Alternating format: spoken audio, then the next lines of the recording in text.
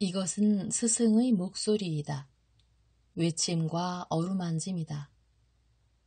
이 목소리가 회개하기를 원치 않는 사람들에게 말할 때에는 외침이 되고, 비록 불완전하더라도 하느님과 그분의 말씀을 찾아내려는 착한 뜻을, 하느님과 그분의 말씀을 찾아낸 다음에는 자기를 거룩하게 하려는 착한 뜻을 가진 사람들에게 말할 때에는 어루만짐이 된다. 이 사람들에게는 말씀이 친구의 어루만짐이 되고 예수의 축복이 된다. 51. 물이 부른 요르단강의 기적. 360. 1944년 9월 17일. 마침내 오늘 새벽 일찍부터 내 정신적인 보는 능력과 내 정신적인 듣는 능력을 사로잡고 있던 것을 쓸 수 있게 되었다. 하느님의 일을 보고 들어야 하고 내 정신이 보는 것이 아닌 다른 것을 견딜 수가 없는데 바깥 세상의 일이나 집안일을 듣기 위하여 하는 노력 때문에 나는 고통을 당한다. 내가 예수님께 제가 여기 왔습니다. 이제는 앞으로 나아가셔도 됩니다 하고 말씀드릴 순간을 기다릴 때 참을성을 잃지 않으려면 얼마나 참을성이 내게 필요한지 모른다. 왜냐하면 벌써 여러 번 말하였고 지금 되풀이해서 말하지만 내가 보는 것에 대한 이야기를 계속하거나 시작하지 못하게 되면 그때에는 그 장면이 처음부터 또는 내가 방해를 받은 그 시점에서 중단되었다가 내가 자유롭게 그 장면을 지켜볼 수 있게 될 때에 다시 전개되기 때문이다. 이것은 하느님께서 세세한 점을 빠뜨리거나 틀린 것을 피하게 하시려고 그러시는 것으로 생각한다. 만일 내가 얼마 후에 쓰면 그런 일이 일어날 수 있을 것이다. 내가 보고 듣기 때문에 쓰는 그것을 나는 보고 듣는 동안에 쓴다는 것을 양심적으로 단언한다. 그러니까 이것은 내가 오늘 아침부터 보는 것이다. 그리고 내게 마음속으로 알려주시는 분은 이것이 길고 아름다운 환시의 시초라고 말씀하신다. 예수께서 몹시 고약한 날씨에 말할 수 없이 진흙으로 된 길을 가신다. 길은 작은 진흙 개천이어서 발을 옮겨 놓을 때마다 진흙이 튀는데 누르스름하고 척척 달라붙고 멀렁멀렁한 비누처럼 미끄러운 진흙이다. 그 진음이 샌들에 달라붙고 부항 항아리처럼 샌들을 빨아들이고는 동시에 어디론가 새버려 끊임없이 미끄러지기 때문에 걷기가 힘들다. 지난 며칠 동안에 비가 오고 또 온 모양인데 하늘은 아직도 비를 예고하고 있다. 하늘은 착 내려앉았고 낯빛 가리며 동남풍이나 동풍에 불린 짙은 구름들이 마구 돌아다닌다. 그 바람의 밀도가 너무 강해서 입 안에 들어오는 공기가 마치 꿀을 바른 들쩍지근한 물체로 느껴질 정도이다.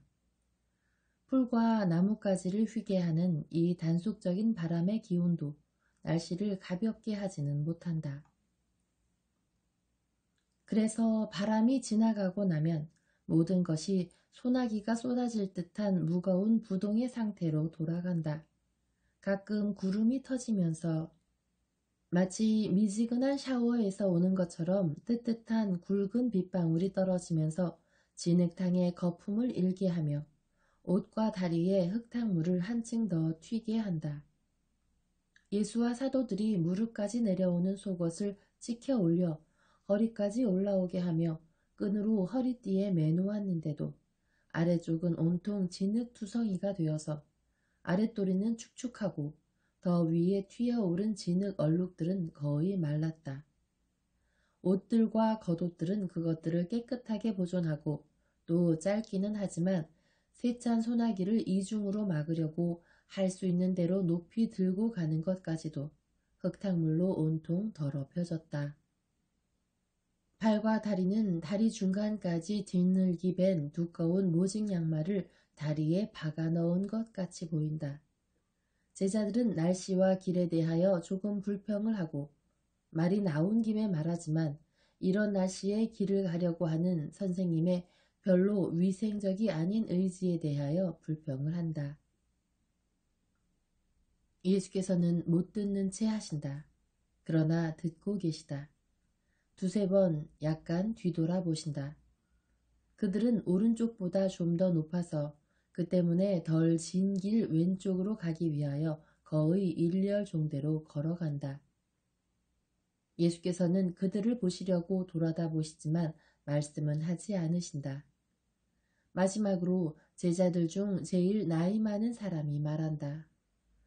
아이고 불쌍한 내 신세, 내 몸에서 마르는 이 습기하고 나는 이제 고통을 느끼게 될 거야. 나는 이제 늙었단 말이야. 30살이 아니거든. 그러니까 마테오도 투덜거린다. 또 나는 어떡하고 나는 이런 것에 익숙하질 않아. 가파르나움에 비가 올 때면 베드로 자네가 잘 알다시피 나는 집에서 나오지를 않았거든. 염세서의 계산대에 사무원들을 배치하면 그들이 돈 내야 하는 사람들을 내게로 데려오곤 했었어. 나는 이런 목적으로 진짜 집무채기를 마련했었어. 사실이야. 그리고 또 날씨가 나쁠 때 누가 출입을 하나. 어떤 우울증 환자나 그러겠지. 장과 여행은 날씨 좋은 때에 하는 거야. 입들 다물어.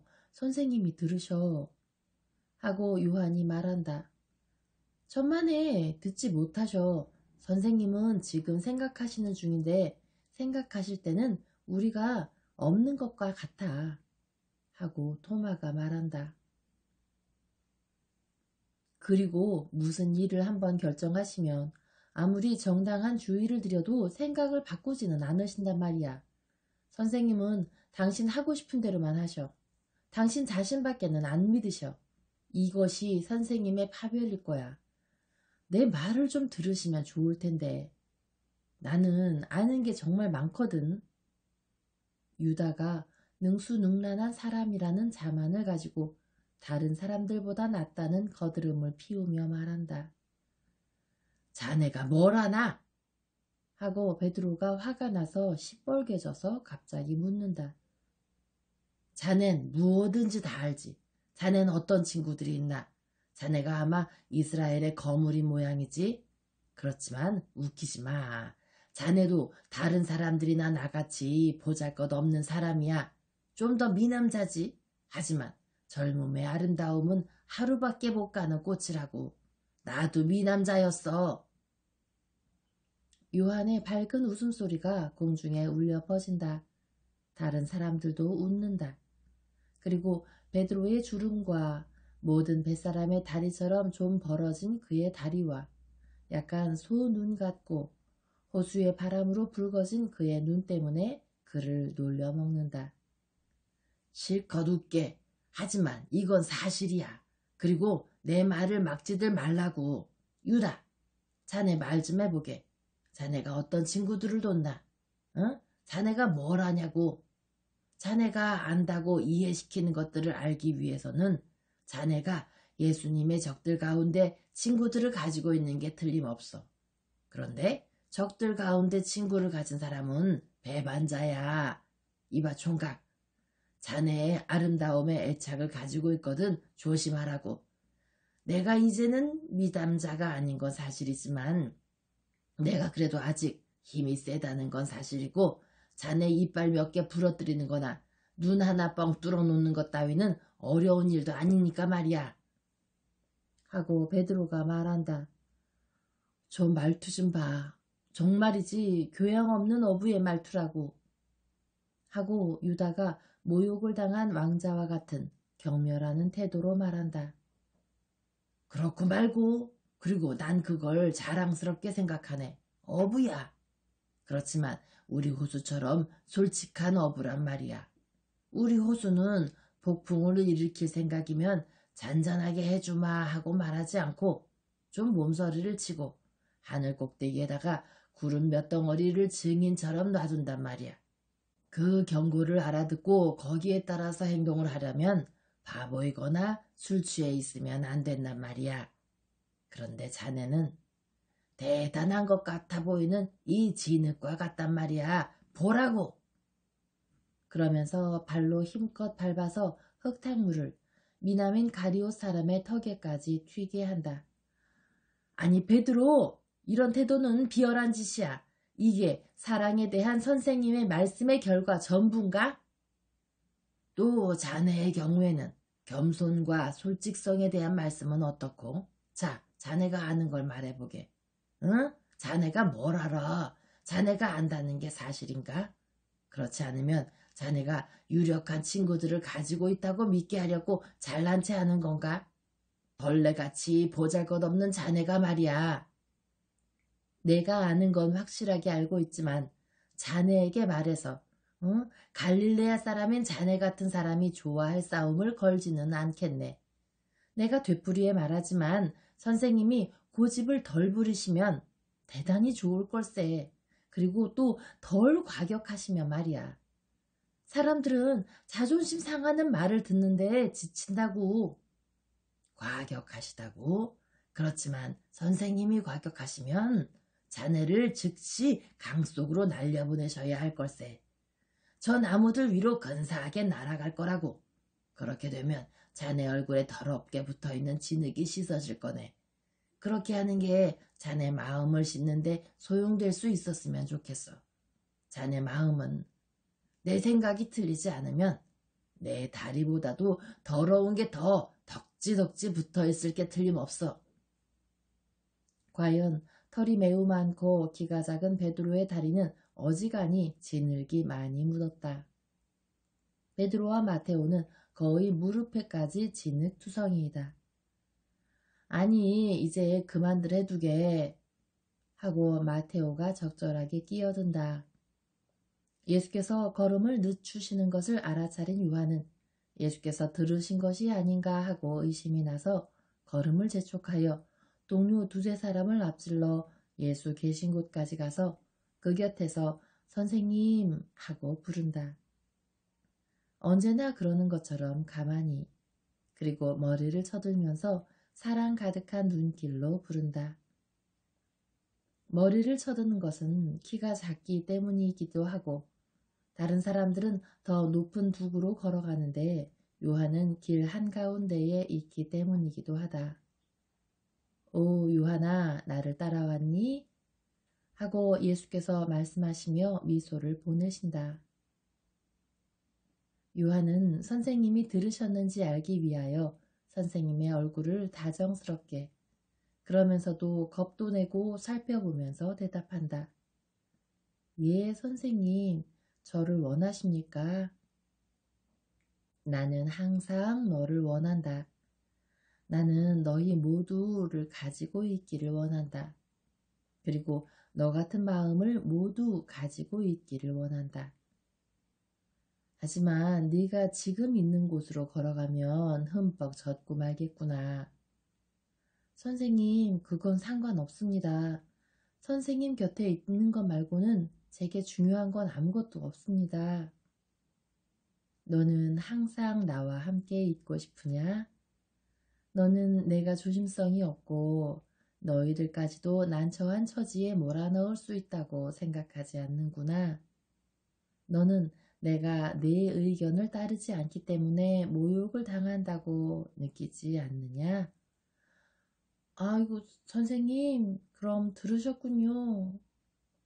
요한은 어쩔 줄을 모른다. 다 들었다. 맨 처음부터. 그래도 슬퍼하지 말아라. 너희들은 완전하지 못해.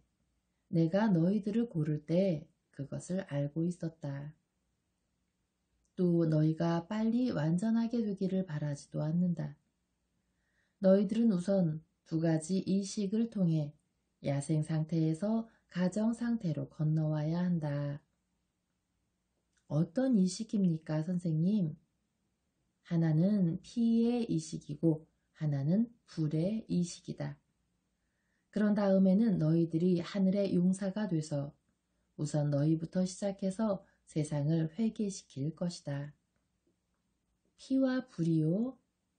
그렇다, 요한아. 피는 내 피다. 안 됩니다, 선생님. 하고 요한은 신음하며 말을 막는다. 침착해라, 이 사람아. 내 말을 중단시키지 말고 우선 제일 먼저 내가 이 진리들을 들어라. 너는 그럴 자격이 있다. 피는 내 피이다. 너는 이미 알고 있다. 나는 이 때문에 왔고 나는 구속자이다. 예언자들을 생각하여라. 그들은 내 사명을 묘사할 때에 점 하나도 빠뜨리지 않았다. 나는 이사야가 묘사한 사람일 것이다. 그리고 내가 피를 잃었을 때 내 피가 너희들을 풍부하게 할 것이다. 그러나 나는 이것으로 만족하지 않겠다. 너희들이 하도 불완전하고 약하고 이해하지 못하고 겁이 많기 때문에 영광스럽게 되어 아버지 곁에 있을 나는 너희들에게 불과 힘이신 분을 보내겠다. 이 불과 힘이신 분은 내가 아버지에게서 났다는 그 사실에서 나오시는 분이시고 하나를 가지고 생각과 피와 사랑이라는 셋을 만들므로 풀리지 않는 고리로 아버지와 아들을 맺어놓는 분이시다. 하느님 성령, 아니 그보다도 하느님의 성령의 영이 하느님의 모든 완전을 갖추신 완전이 너희 위에 오실 때에는 너희들이 지금의 너희가 아닐 것이다. 그렇고 말고 새롭고 힘있고 거룩한 너희가 될 것이다. 그러나 너희들 중에 한 사람에게 이 피가 아무것도 아닐 것이고 그 불이 아무것도 아닐 것이다. 그것은 그의 경우에는 피가 그를 영벌에 처할 능력을 가질 것이고 그는 영원히 다른 불을 겪을 것이기 때문이다. 그 다른 불 속에서 그는 피를 토하고 피를 삼키면서 탈 것이다.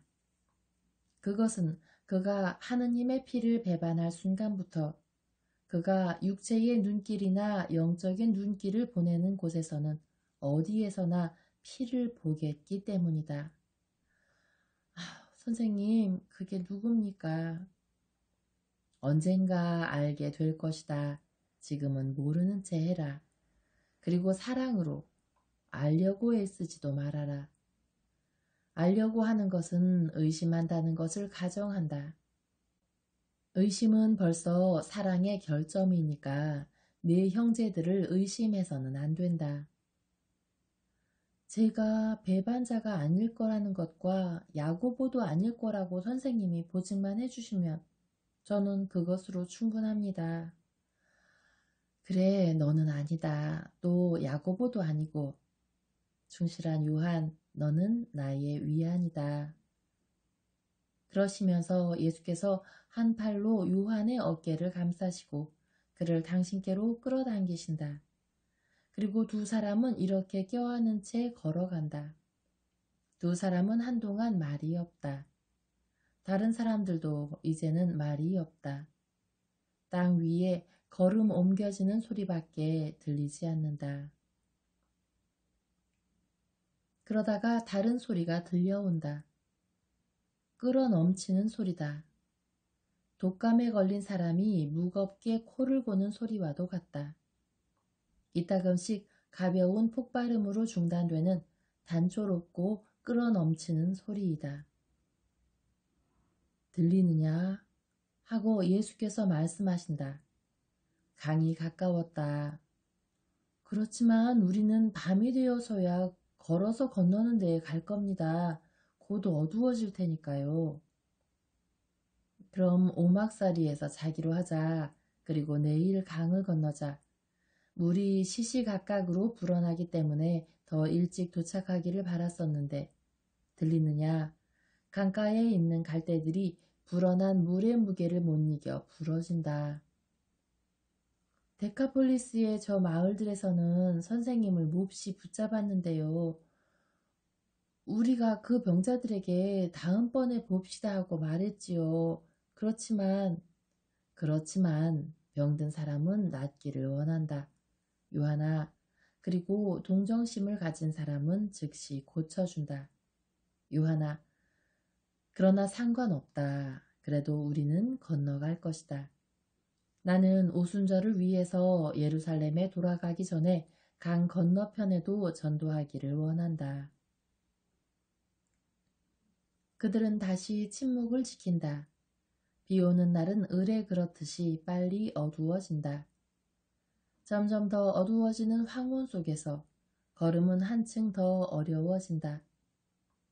길가에 있는 나무들도 그 우거진 잎으로 더 어둡게 한다. 길 저편으로 건너가자. 이제는 걸어서 건너는 데에 아주 가까이 와 있다.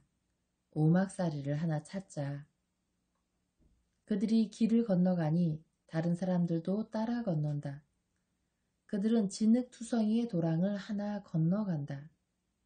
물이라기보다는 오히려 진흙탕인데 요란한 소리를 내면서 강으로 흘러 들어간다. 그들은 더듬다시피 하면서 이 나무에서 저 나무로 건너가면서 소리가 더 가까워지고 더 세게 들리는 강을 향하여 간다. 달빛 한 가닥이 구름을 뚫고 두 구름 사이를 지나 내려와서 물이 매우 늘고 이 지점에서는 매우 넓은 요르단강의 물방울을 반짝이게 한다. 평소에는 고요하고 얕은 물이 지금도 여전히 살랑거리는 소리를 들을 수 있는 갈대들이 시작되는 호숫가의 모래밭에 가는 모래들을 드러내던 하늘색의 고요하고 아름다운 그런 강이 아니다. 지금은 물이 사방에 들어와서 첫 번째 갈대들은 구부러지고 부러지고 물에 잠겨서 보이지 않게 되었다. 기껏해야 잎으로 만들어진 리본이 물 위에 찰랑거리며 작별 인사를 하거나 조난 신호를 보내는 것 같다. 물이 벌써 첫째 나무들 밑에까지 왔다. 그 나무들은 크고 잎이 우거졌으며 밤 어두움 속에 두껍고 어두운 일종의 담을 만들어 놓고 있다.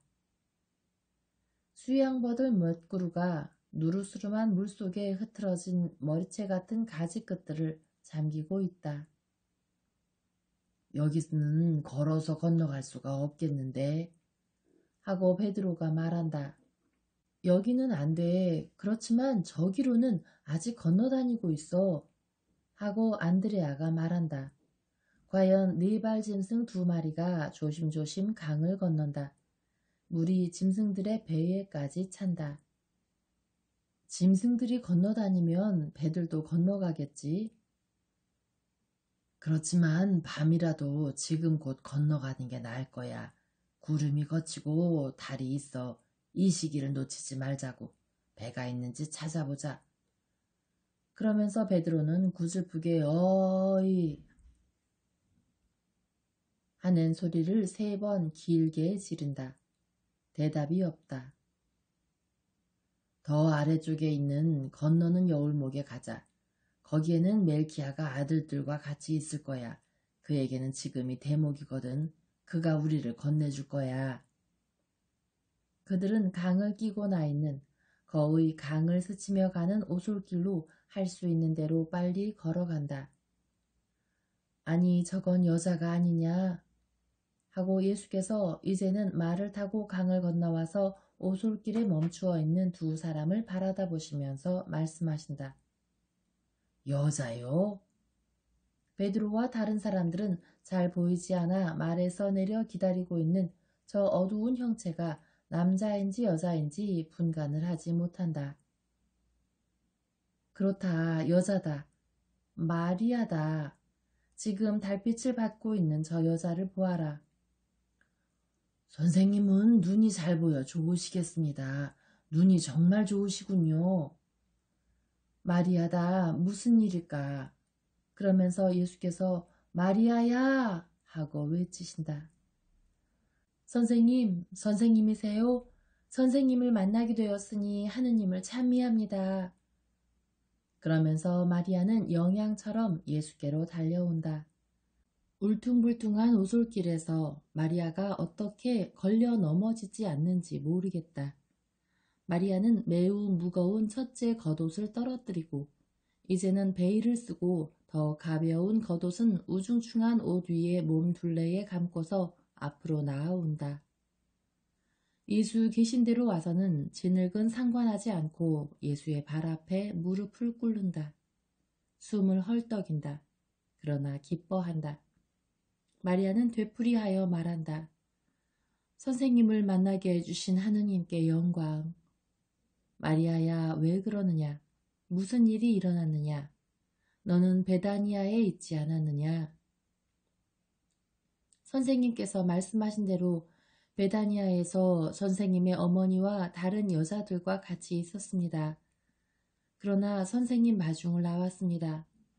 오빠는 많이 아프기 때문에 올 수가 없었습니다. 그래서 하인을 데리고 왔습니다. 내가 이 계절에 총각과 혼자서 여행을 하다니. 오, 선생님, 선생님은 제가 무서워한다고 생각하신다고 말씀하시려는 것은 아니겠지요. 저는 그 많은 악을 행하는 것은 무서워하지 않았습니다. 이제는 선을 행하는 것을 무서워하지 않습니다. 그런데 왜 왔느냐? 건너오지 마시라고 선생님께 말씀드리려고 왔습니다. 건너편에는 선생님을 해치려고 그들이 기다리고 있습니다. 제가 그것을 알았습니다. 저는 그것을 전에 저를 사랑했던 헤로데 당원을 통해서 알았습니다. 그가 아직 사랑으로 그 말을 했는지 미움으로 그 말을 했는지는 모르겠습니다. 제가 아는 것은 그가 어제 철책을 통해서 저를 보고 이렇게 말한 것입니다. 어리석은 말이야. 너는 지금 네 선생님을 기다리고 있는 중이지. 잘하는 일이다. 이것이 마지막일 테니까 말이다. 그가 유다로 건너오면 붙잡힐 것이다. 그를 잘 봐둬라. 그리고 빠져나오너라. 지금 그의 곁에 있는 것은 조심성 있는 일이 아니니까 말이다 하고요. 그러니 제가 어떤 마음을 가지고 사정을 알아보았는지 생각하실 수 있지요. 선생님도 아시다시피 저는 그런 사람들을 많이 압니다. 그런데 그 사람들이 저를 미친 여자로나 마귀 들린 여자로 취급하면서도 제게 아직 말은 합니다. 저는 그것이 사실이라는 것을 알았습니다. 그래서 선생님의 어머니께는 걱정을 끼치지 않으려고 아무 말씀도 드리지 않고 말두피를 가지고 왔습니다. 피하십시오, 선생님. 즉시 피하십시오. 만일 선생님이 여기 요르단강 건너편에 계신다는 것을 그들이 알면 이리로 올 것입니다. 그리고 헤로데는 선생님을 찾습니다. 이제는 선생님께서 마케론테에 너무 가까이 계십니다. 떠나십시오. 멀리 떠나세요. 제발, 제발요, 선생님. 마리아야, 울지 말아라. 무섭습니다, 선생님. 아니다. 밤중에 강을 건널 만큼 용감한 네가 무서워하다니. 하지만 이건 그냥 강이잖아요. 저 사람들은 선생님의 적입니다. 그리고 선생님을 미워합니다. 선생님에 대한 그들의 증오가 무섭습니다. 저는 선생님을 사랑하니까요. 두려워 말아라. 그들이 나를 아직은 잡지 못할 거야. 내 때가 아직 되지 않았다. 그들이 길마다 많은 군대와 부대들을 배치하더라도 나를 잡지는 못할 것이다. 그러나 네가 원하는 대로 하마. 뒤로 돌아가겠다. 유다가 막연히 무엇이라고 중얼거리니 예수께서 대답하신다. 유다야, 그렇다. 네가 말하는 바로 그대로다. 그러나 네 말의 첫째 부분은 정확히 맞았다. 내가 마리아의 말을 옳다고 생각한다는 것은 맞았다. 그러나 네가 암시하는 것과 같이 여자이기 때문이 아니라 사랑의 길에 가장 많이 전진한 여자이기 때문에 그를 옳다고 여기는 것이다. 마리아야, 네가 할 수 있는 한 집으로 돌아가거라. 나는 뒤로 돌아가서 건너갈 수 있는 데에서 건너가서 갈릴레아로 가겠다. 내 어머니와 다른 사람들과 같이 가나의 수산나의 집으로 오너라. 거기서 어떻게 해야 할지를 너희에게 말해주겠다. 축복을 받고 평안히 가거라. 하느님께서 너와 함께 계신다. 예수께서는 마리아의 머리에 한 손을 얹으시고 이렇게 강복을 하신다. 마리아는 그리스도의 손을 잡아 입맞춤한다. 그리고 다시 일어나서 돌아간다. 예수께서는 그가 가는 것을 바라다 보시고 그가 두꺼운 겉옷을 주어서 다시 입고 말 있는 대로 가서 건너는 대로 다시 가서 건너가려고 말을 타는 것을 바라다 보신다. 그럼 이제는 떠나자 하고 예수께서 말씀하신다. 너희들을 쉬게 하고 싶었지만 그렇게 할 수가 없다. 유다가 어떻게 생각하건 나는 너희들의 보호에 마음을 쓴다. 그리고 만일 너희들이 내 원수들의 소나귀에 들어가면 그것이 너희 건강에는 물과 진흙보다도 더 고약하리라는 것을 분명히 알아라. 모두가 숨은 비난을 알아듣고 그 비난이 그들이 앞서 이야기한 것들에 대한 대답으로 주어진 것임을 깨닫고 고개를 떨어뜨린다. 그들은 밤새껏 잠시 겠다가 잠깐 소나기가 오고 하는 것이 반복되는 가운데 걷고 또 걷는다. 강 근처에 더러운 오막살이들이 널려있는 작은 마을에 그들이 이르렀을 때 창백한 새벽빛이 나타나기 시작한다. 걸어서 건너는 데보다는 강이 덜 넓다. 작은 배들은 불어난 물에서 보호하기 위해서 마른 땅에 끌어올려져 있는데 집들이 있는 뒤에까지 끌어올려져 있다. 베드로가 어이 하고 외친다. 어떤 오막살이에서 튼튼하지만 나이 먹은 남자가 나온다. 왜 그러시오? 강을 건널 배를 구하오. 안 돼요. 강이 너무 불었소. 물살이. 아 여보시오. 누구에게 그런 말을 하는 거요? 나는 갈릴레아의 어부요. 바다는 바다요. 하지만 여기는 강이요. 나는 내 배를 잃고 싶지가 않소. 또 그리고 나는 배가 하나뿐인데 당신은 당신 친구들하고 사람이 많지요. 거짓말 마시오. 당신 정말 배가 한 척뿐이요. 내가 거짓말을 하면 내 눈이 멀어도 좋소. 당신 눈이 실제로 멀지 않을지 조심하시오. 이분은 갈릴레아의 선생님이신데 소경들에게 눈을 주시지만 당신의 눈을 멀게 해서 당신을 만족시킬 수도 있소. 아이고 맙소사. 선생님 용서하십시오. 선생님. 그러시오. 절대로 거짓말을 하지 마시오. 하느님께서는 진실한 사람들을 사랑하시오. 마을 사람 모두가 당신 말이 거짓말이라고 부인할 수 있는데 왜 배를 하나밖에 가지지 못했다고 말하시오. 사람으로서는 거짓말을 했다가 그것이 폭로되면 너무나 창피스러운 일이요. 당신 배를 내게 주겠소. 모두 드리겠습니다, 선생님. 베드로야, 몇 척이나 필요하냐? 보통 때면 2척이면 충분할 겁니다. 하지만 물이 불어서 조종하기가 더 어려우니까 지금은 3척이 필요합니다. 어부 양반 쓰시오. 그런데 배들은 어떻게 되찾아옵니까? 배 하나에 타고 오시오. 아들들이 없소? 아들이 하나 있고 사위가 2의 손자들도 있소. 한 배에 2사람이면 충분히 돌아올 수 있소. 갑시다. 그 사람은 다른 사람들을 부른다. 그리고 베드로와 안드레아와 야고보와 요한의 도움을 받으며 배들을 물에 띄운다. 물살이 새어서 배들을 끌고 가려고 한다. 가장 가까운 나무들의 배들을 붙잡아낸 밧줄들이 활시위처럼 쟁쟁하게 캥겨져서 힘을 쓰는 바람에 삐걱거린다. 베드로는 바라다 본다. 배들을 보고 강을 본다. 바라다 보고 머리를 내저으며 반백이 된 머리를 극적거린다. 그리고 예수께 이상야릇한 눈길을 보낸다. 무서우냐 베드로야? 거의 그렇습니다. 무서워 말아라. 믿음을 가져라. 그리고 당신도요. 하느님과 하느님이 보내신 사람들을 모시는 사람은 무서워해서는 안 된다. 타자. 내가 첫 배에 타겠다. 배주인은 체념한다는 몸짓을 한다. 그는 자기와 자기 친척들의 최후가 왔다고 생각하는 모양이다. 적어도 그는 배들을 잃게 되거나 물결치는 대로 떠내려갈 거라고 생각할 것이 틀림없다. 예수께서는 벌써 배에 오르셔서 이 물에 서 계신다.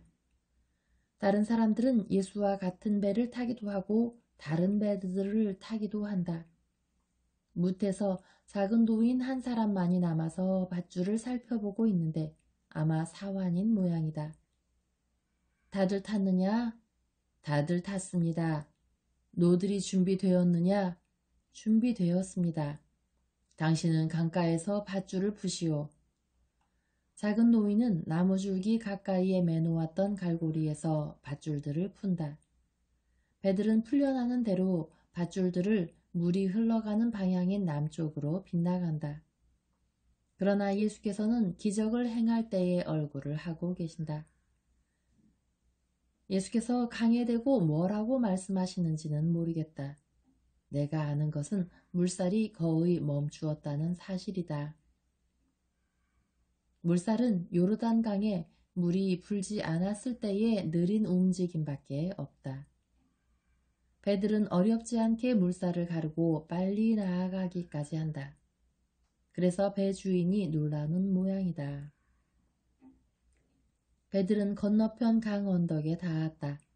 사람들은 쉽게 배에서 내린다. 그리고 노가 움직이지 않고 있는데도 물살이 배들을 끌어가려고 하지 않는다. 선생님은 정말 능력을 가지고 계신다는 것을 알겠습니다. 하고 배 주인이 말한다. 선생님의 종에게 강복하십시오. 그리고 죄인인 저를 기억해 주십시오. 왜 능력이 있다고 말하오? 이거 보십시오. 이런 일이 선생님께는 별것 아닌 것으로 생각됩니까? 선생님은 물이 부른 요르단강의 흐름을 정지시켰습니다. 여호수아가 벌써 이런 기적을, 그것도 이보다 더 큰 기적을 행했소. 언약의 궤를 지나가게 하려고 강물이 없어졌었으니까요. 여보시오, 당신은 하느님의 진짜 언약의 궤를 건너오시게 했소. 하고 유다가 자랑스럽게 말한다. 지극히 높으신 하느님, 예, 믿겠습니다. 선생님은 참 메시아이십니다. 지극히 높으신 하느님의 아들. 오, 저는 강가의 도시와 마을들에 가서 이 말을 하겠습니다. 선생님이 행하신 것을, 선생님이 행하시는 것을 제가 본 것을. 선생님, 다시 오십시오. 불쌍한 제 고장에는 병자가 참 많습니다. 오셔서 그들을 고쳐주십시오. 가겠소. 그동안 당신은 내 이름으로 믿음과 거룩함을 권해서 그들이 하느님의 뜻에 맞는 사람들이 되게 하시오. 안녕히 계시오. 평안히 가시오. 그리고 돌아가는 데 대해서는 염려하지 마시오. 염려하지 않습니다. 만일 걱정이 되면 제 목숨을 불쌍히 여겨주십사고 선생님께 청할 것입니다. 그러나 선생님을 믿고 선생님의 친절을 믿고 아무것도 청하지 않고 갑니다. 안녕히 가십시오. 그는 다시 배에 올라 제일 먼저 이물을 강 가운데로 돌리고 무사히 빨리 간다. 건너편 강가에 닿았다. 그가 뭇에 내릴 때까지 그대로 계시던 예수께서 강복하는 손짓을 하신다. 그리고 길로 들어서신다. 강물은 다시 빨리 흐르기 시작한다. 그리고 모든 것이 이렇게 끝난다.